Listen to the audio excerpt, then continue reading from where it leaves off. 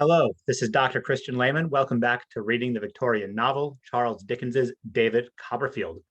In today's video, I will be discussing installment 13, chapters 38 through 40.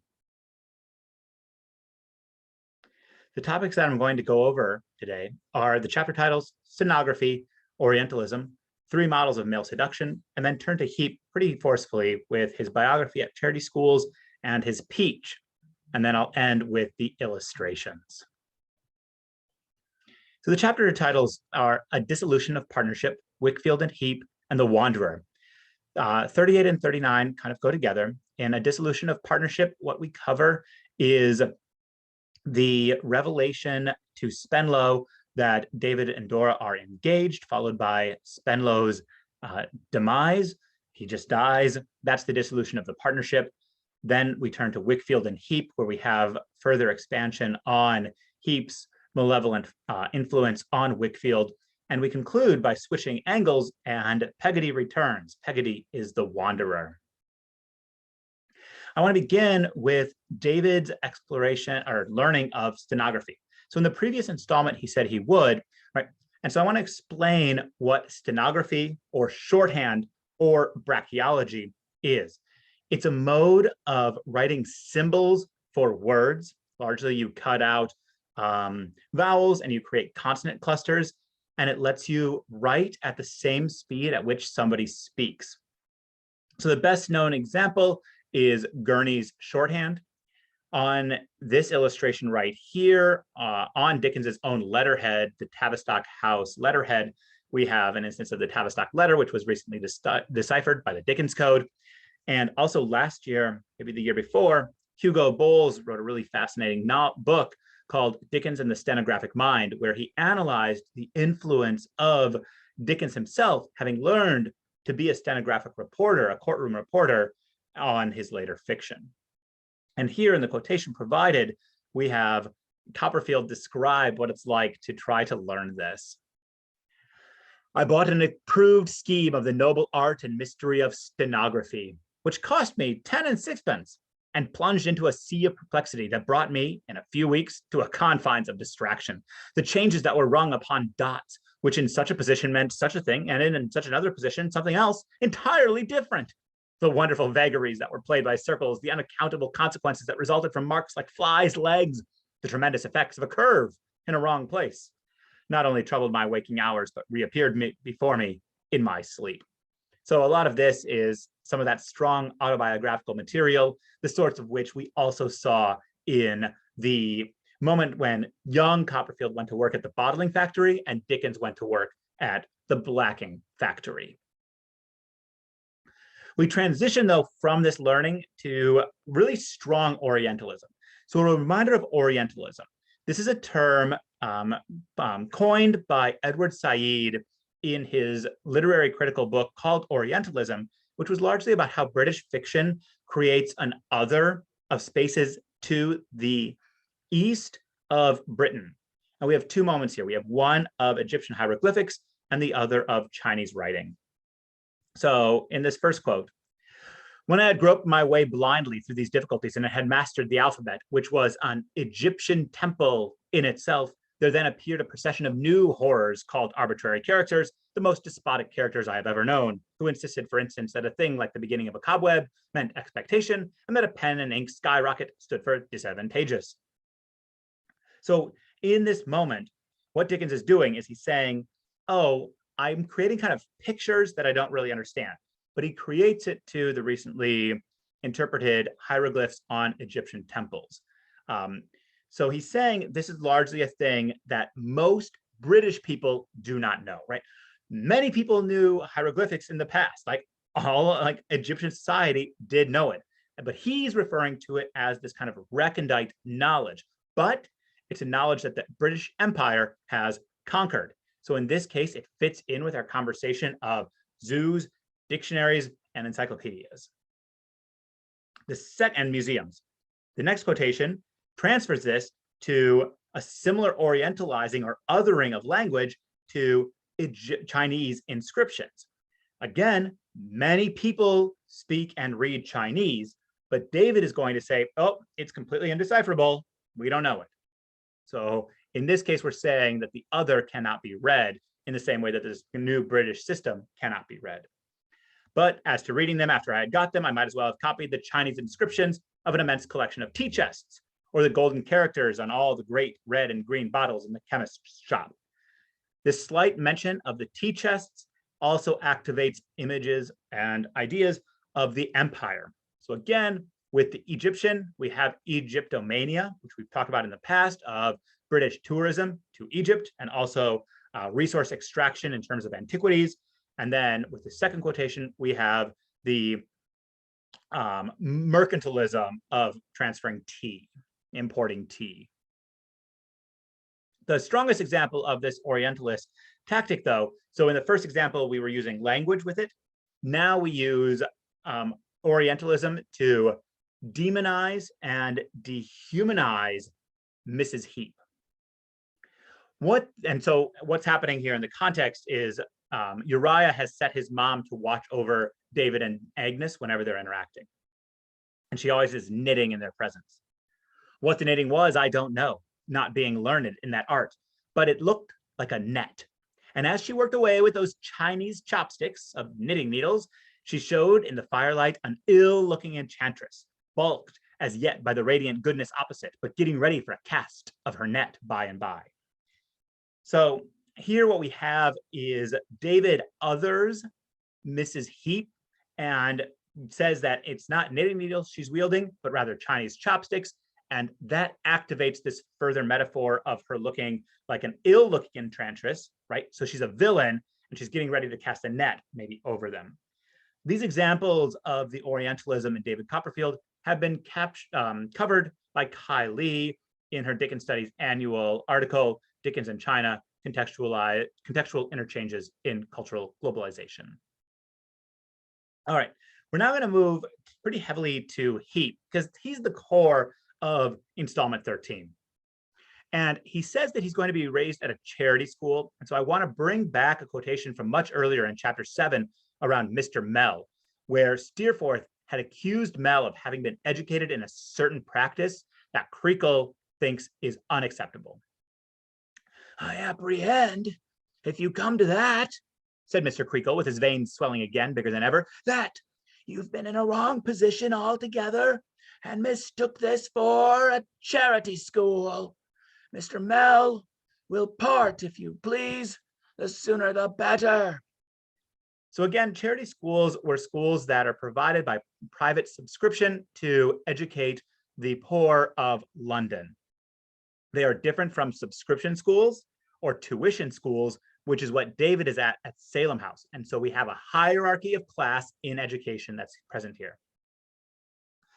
When Uriah gives his brief biography in chapter 39, 32 chapters later, he says the following: "Father and me was both brought up at a foundation school for boys, and mother, she was likewise brought up at a public sort of charitable establishment." And he said all this, and I knew, as I saw his face in the moonlight, that I might understand he was resolved to recompense himself by using his power. I had never doubted his meanness, his craft and malice, but I fully comprehended now, for the first time, what a base, unrelenting, and revengeful spirit must have been engendered by this early and this long suppression.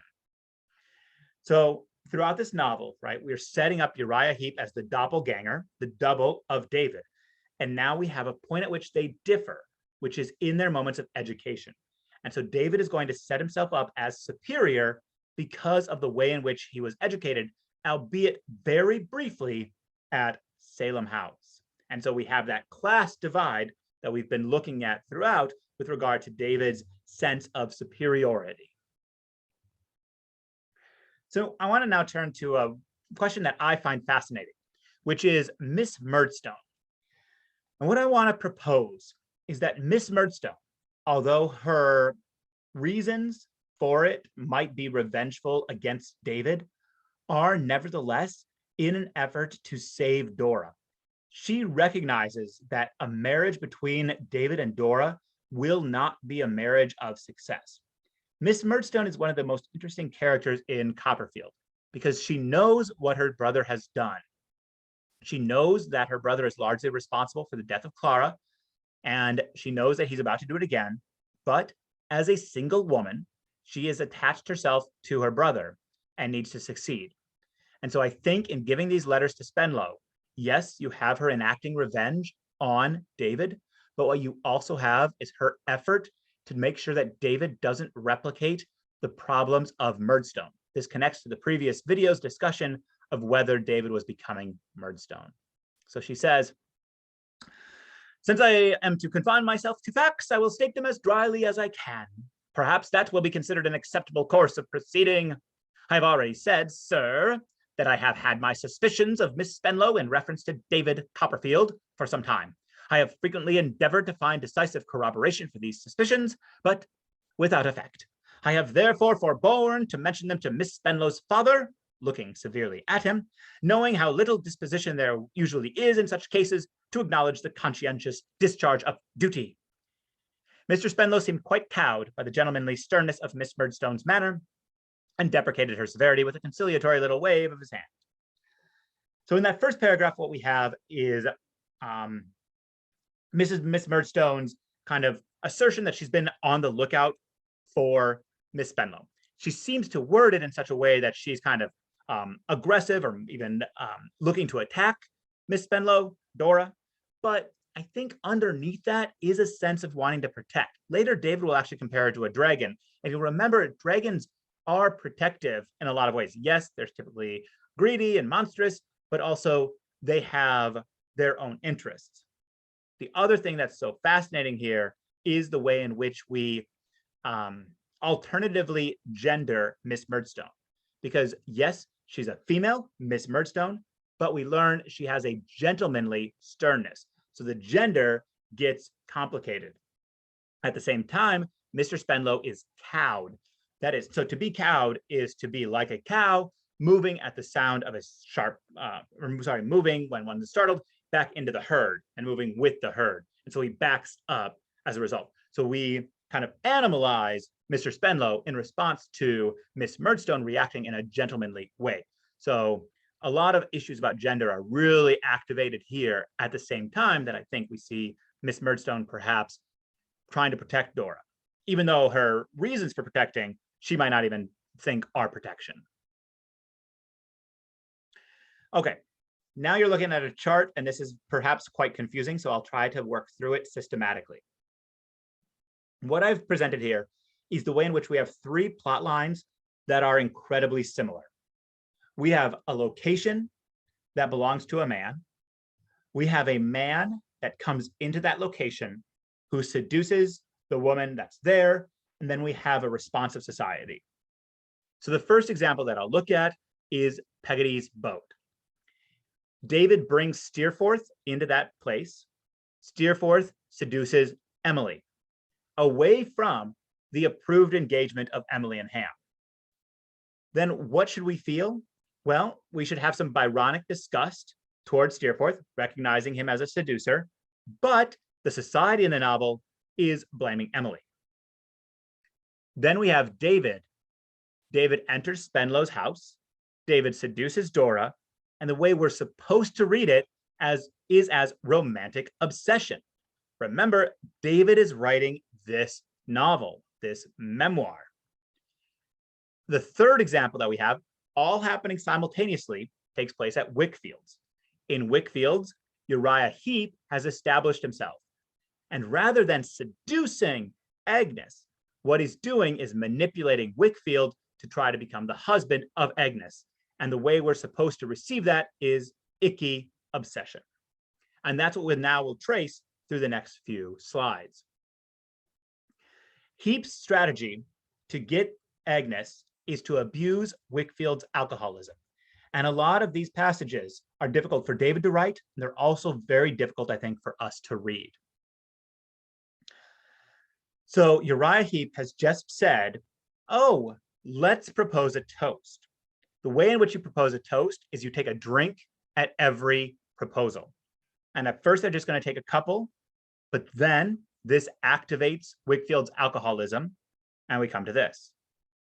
I pass over Mr. Wickfield's proposing my aunt, his proposing Mr. Dick, his proposing Doctor's Commons, his proposing Uriah, his drinking everything twice.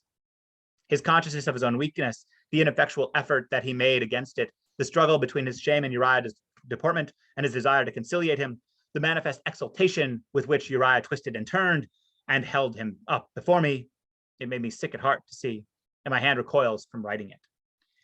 So Wickfield at this stage is now very drunk, which Uriah knew would happen. And Uriah is trying to get him into such a state as to be ameliorated to what Uriah will now propose. So Wickfield reacts. Agnes, said Uriah, either not regarding him or not knowing what the nature of his action was. Agnes Wickfield is, I am safe to say, the divinest of her sex. May I speak out among friends? To be her father is a proud distinction, but to be her husband, dash. Spare me from ever again hearing such a cry as that with which her father rose up from the table. What's the matter? Said Uriah, turning of a deadly color. You are not gone mad, after all, Miss Wickfield, I hope, if I say I've had an ambition to make your Agnes my Agnes. I have as good a right to it as another man. I have a better right to it than any other man. So in this moment, we see that Uriah has misplayed his hand.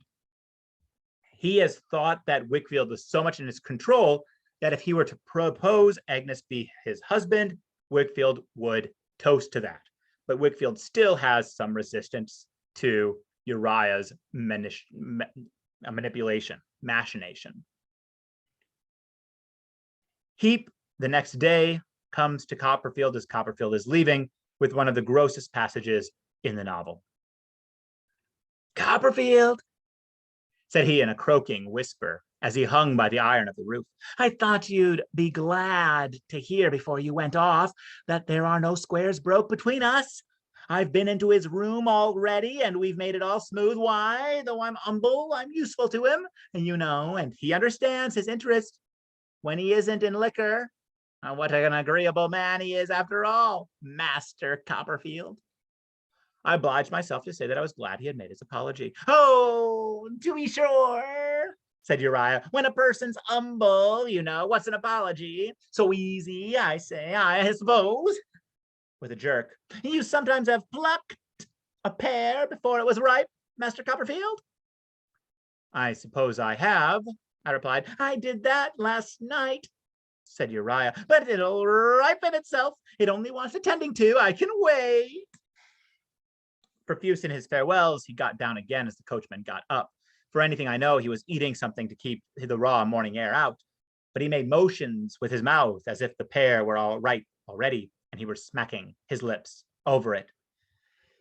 So first we'll start with this idea of the croaking whisper, right? Croak reminds us of the frog-like hands and handshakes of Uriah. And then he moves into this metaphor. So plucking a pear before it was ripe, this has double meaning. On the one hand, it is his plans to get Wickfield so indebted to him that Wickfield will approve of a marriage.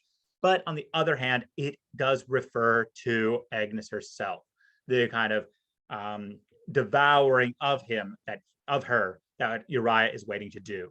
So he says it will ripen, right? The plot, but also his ability to consume her. And he then enacts this. He pantomimes it as the carriage is pulling away and he's just chewing in such a horrendous vision. All right, so we'll now move quickly to the illustrations. Here on the left-hand side, we see the moment of David here practicing his stenography. So Traddles is giving these elaborate court speeches and he's trying to write it down as much as possible.